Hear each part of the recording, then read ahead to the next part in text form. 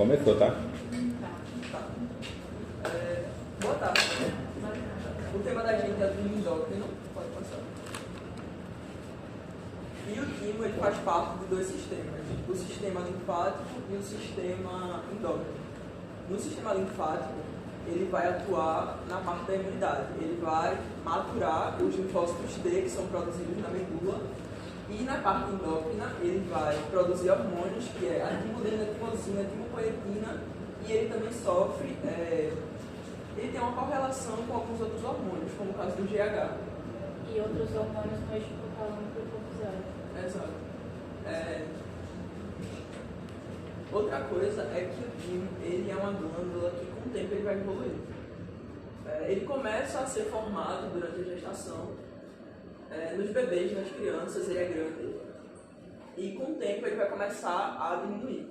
Durante a puberdade é quando tem o começo dessa involução, mas espera que eu já vou falar. O timo, esse aqui, ele tem o lobo direito, o lobo esquerdo, e nos dois lobos tem a parte cortical e a parte medular. Essa aqui ó, é a parte medular e essa aqui, mais escura, é a parte cortical. A parte cortical é justamente mais escura porque é onde tem mais linfócito. E a parte medular ela é mais clara porque não tem tanto linfócito. Pode continuar aí. Nessa parte cortical é onde os linfócitos T vão. Eles ainda não vão ser linfócitos T quando eles chegarem no timo, eles vão ser linfócitos imaturos. E quando eles chegarem no timo, eles vão para essa parte cortical, onde eles vão ser maturados e, enfim, se tornar linfócitos T. Depois que os linfócitos T se tornarem maduros, eles vão ter que ir para o restante do corpo, justamente porque eles fazem parte do sistema linfático. Aí, antes de ir para esse sistema linfático, eles vão sofrer a seleção negativa e a seleção positiva. Na seleção positiva vão passar os linfócitos que estão perfeitos para desempenhar suas funções, e depois tem a seleção negativa, depois não, né? Acontece simultaneamente. E na seleção negativa não vão passar os linfócitos que não estão perfeitos, que não estão desempenhando suas funções justamente para evitar alguma complicação, tipo uma doença autoimune. Agora a gente vai falar um pouquinho sobre a timopoetina. A timopoetina é justamente o começo, né? Porque ela promove justamente a diferenciação dos protimócitos, que são células que estão no timo, para timócitos, então ela transforma protimócitos em timócitos, e justamente por isso, né, quando os timócitos eles são as células que secretam a timolina, que é o outro hormônio que a gente vai falar, e justamente por isso ela também atua indiretamente na regulação imune, e é um hormônio polipeptídeo hidrossolúvel que tem uma função autócrina. Bom, a timolina, né, é um hormônio que antigamente era chamado de fator sérico ou fator tímico sérico, fator sérico moral. É um hormônio polipeptídeo, também é hidrossolúvel, e ele é produzido pelas células epiteliais do timo, onde ele necessita do íon cálcio, do íon zinco, para poder promover a sua bioatividade. Então é como se ele fosse ele fosse inativo, e quando ele se une a essa molécula a esse íon cálcio, ele exercesse a sua função, que no caso a função dele é justamente a diferenciação, a regulação e a maturação das células T no organismo. E aí ele apresenta também uma correlação com o eixo hipotálamo hipofisário, justamente porque estudos dizem que hormônios como ACTH, hormônios também da glândula tireoide, quando eles estão em alta no plasma,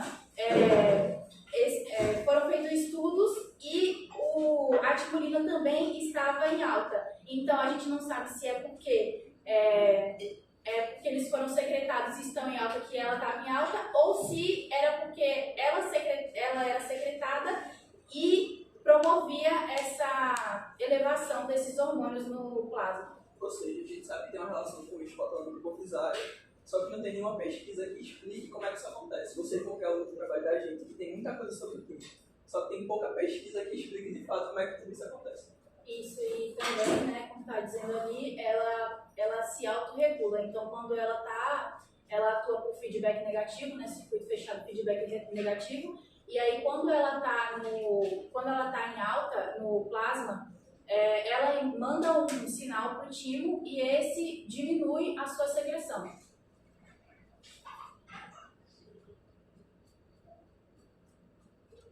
Bom, a timosina, eles têm funções muito parecidas porque justamente o timo ele é uma glândula que promove essa manutenção da imunidade. Então a timosina, da mesma forma como a timolina, ela também vai promover a regulação do sistema imunológico, justamente porque quando é captado algum antígeno, né, algum corpo estranho, ela sinaliza tanto para a medula quanto para o timo para maturarem esses linfócitos. A medula, no caso, ela produz esses linfócitos, manda para o timo e o timo vai lá e vai maturar esses linfócitos. Outra coisa é que ela também tem um papel na produção da interleucina 2. A interleucina 2 vai fazer basicamente essa imunotransmissão e vai sinalizar para as natural killers que tem alguma coisa errada acontecendo, que é algum antígeno no corpo e que elas precisam agir. Natural killer porque elas vão eliminar esse antígeno. Eu esqueci de citar também que todos os hormônios do timo eles são peptídicos, tá? E ela tem função endócrina justamente porque ela promove essa regulação do sistema imunológico e ela sinaliza para a medula para poder ocorrer essa produção das células T que não ocorre no timo, a produção. E também sobre a timosina alfa 1 e beta 4, a gente pesquisou bastante sobre e ficou bem confuso quanto o que era, se era um hormônio ou não. E no caso quando ocorre como é que eu posso dizer?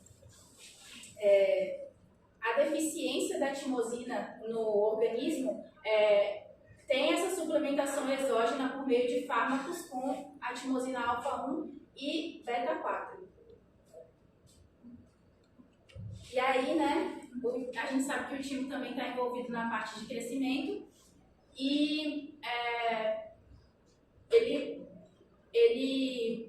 como é que eu posso dizer, ele promove a sua ação até a adolescência, puberdade, que é onde está acontecendo realmente essa hiperplasia, hipertrofia de células, né? E aí o hormônio do crescimento ele vai estar assimilado com o timo, porque justamente o timo ele tem esses receptores de GH, e esse GH ele é um hormônio que é produzido numa das 5 células da adenohipófise, que é os somatotrófos, e ele é um hormônio polipeptídico de função endócrina que, quando cai na corrente sanguínea, ele é hidrossolúvel, mas aí quando ele cai na corrente sanguínea tem uma proteína esperando por ele, que é a GHBP, que é a proteína carreadora do hormônio do crescimento, e ela aumenta o tempo de meia-vida desse GH. Então 40 a 50% dele fica nessa proteína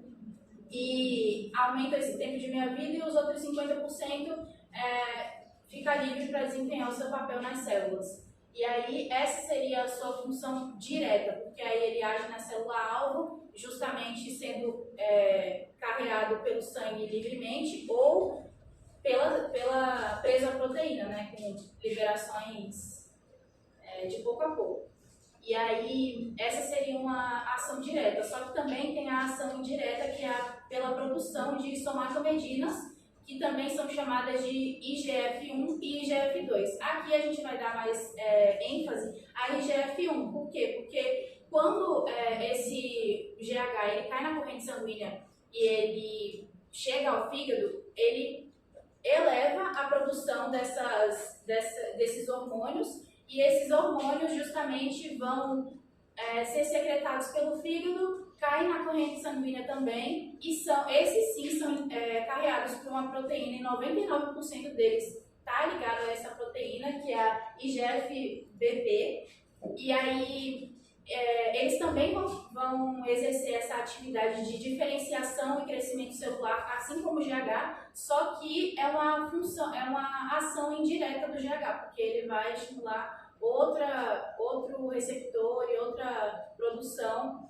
e basicamente é isso. Ele chega lá no osso, né? Como exemplo, o osso, ele chega lá nas placas epifisárias e produz esse crescimento por hiperplasia e hipertrofia, que é o crescimento tanto em comprimento quanto em largura desse osso. E o GH, ele é um hormônio de circuito fechado por feedback negativo, e aí o que isso significa, né? A gente está produzindo GH, e aí ele chega lá no hipotálamo. Ai, desculpa, levantou no ouvido. Desculpa. Ele chega lá no hipotálamo e a sua alta faz com que o hipotálamo ele seja estimulado, ele iniba o GHRH, que é o hormônio estimulante dos gonadotrópicos, e ele passa a secretar o GHRH. E assim a inibição ocorre, né? E também o GH ele é um hormônio que é liberado de forma pulsátil pelo ciclo circadiano, ou seja, diariamente ele ocorre, a sua liberação ocorre principalmente durante o sono, e nisso há todo esse circuito que eu acabei de falar, e ele promove esses efeitos metabólicos, né, o aumento desses efeitos metabólicos como a lipólise, glicogenólise, gliconeogênese, porque justamente ele vai tirar essas reservas energéticas como a glicose para poder jogar na corrente sanguínea e promover o crescimento celular, né, o desenvolvimento e tudo mais. E ele também é visto como hormônio diabetogênico justamente porque ele aumenta esses efeitos metabólicos e assim aumenta o nível de glicemia no sangue.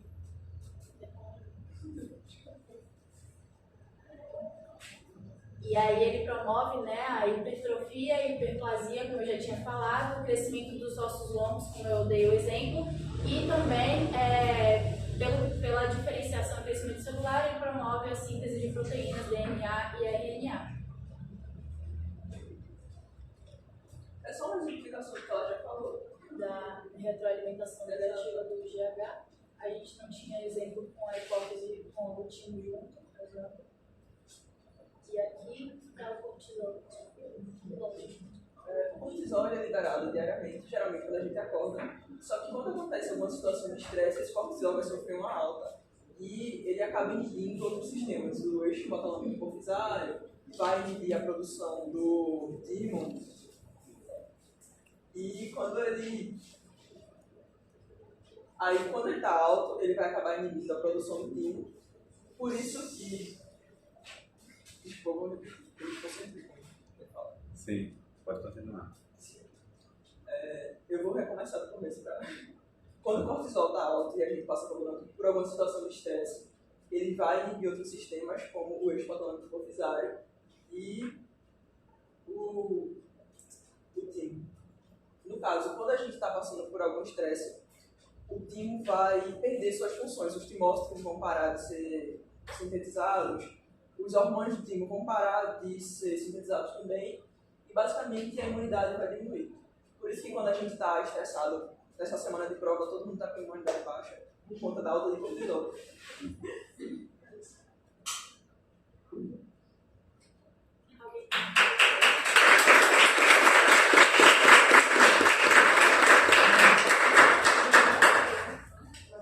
Eu queria só fazer a sugestão dos slides, colocar mais imagens que contenham animais, né? Não somente da espécie humana. Sei que algumas coisas a gente tem dificuldade de encontrar e aí realmente tem que colocar, mas procurem mais para trazer um pouco da realidade, da vivência, talvez até imagens reais que mostrem o órgão e que a gente possa ter uma maior proximidade com a vivência que a gente vai ter, seja em diversas espécies, tanto da animais de produção, animais de companhia, tá? E eu queria que algum de vocês, vou fazer 2 perguntas relacionadas à parte da involução do timo, por que acontece, e outra referente às células NK, como é que acontece esse mecanismo relacionado com o timo, que eu achei que ficou faltando complementar alguma coisa. Certo. A questão da evolução, ninguém sabe de fato o que acontece, mas tem várias causas. O cortisol, a alta do cortisol pode fazer com que essas células sofram alguma desnaturação, elas parem de ser produzidas. Outra coisa é que durante a puberdade é quando geralmente ocorre a evolução. As crianças têm um timo maior, a gente já tem um timo muito evoluído, ele não vai perder a função dele, mas vai diminuir bastante, porque o timo vai... o timo vai ser evoluído, tanto que a gente mostrou a foto dos dois lobos, esses dois lobos vão se unir, e basicamente a gente não vai conseguir diferenciar o timo, a gente só vai ver esse depois. Não se tem uma causa do porquê que isso acontece, mas a gente sabe que acontece. E outra coisa, acho que até falei no começo, que é por conta... Pode falar. Eu tenho uma... Enquanto eu estava estudando, eu pensei que assim, a gente precisa mais do timo quando a gente é menor, porque a gente não tem tanto essa maturação das células T, e a gente também está crescendo, está em fase de crescimento, e quando a gente passa para a fase adulta, eu acho que isso se estabiliza, e aí o timo ele não vai ser tão necessário depois que a gente fica adulto. Eu acho que ele não vai ser tão necessário. E outra coisa que sinaliza os hormônios sexuais. Porque quando a gente chega na puberdade, tem esse pico dos hormônios sexuais, e eles vão interferir na ação do timo. Eles vão fazer com que caia a produção do timo, vai diminuir os estimulação, diminuir os hormônios, porque ele vai evoluir. Mas a gente não... E também vocês busquem mais as questões de células de memória, porque durante a parte, né, de crescimento vai se ter grande demanda pela produção de anticorpos. Então, há grande importância desse órgão para que se adquira imunidade para determinadas doenças. A exposição a determinados patógenos ocorre nesse período inicial do crescimento.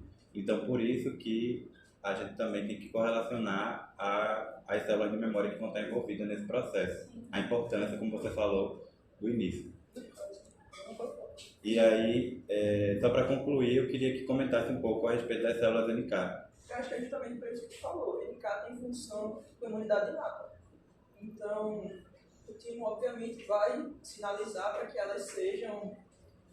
que elas tenham a função delas justamente quando tiver algum antígeno. Porque como ele é muito desenvolvido quando a gente é criança e a gente não tem essa imunidade adaptativa ainda tão desenvolvida, ele vai sinalizar. Quando não é suficiente, a imunidade adaptativa vai agir. Só que o primeiro passo é justamente as células NK. Certo. Tem mais algum comentário? Parabéns, gente.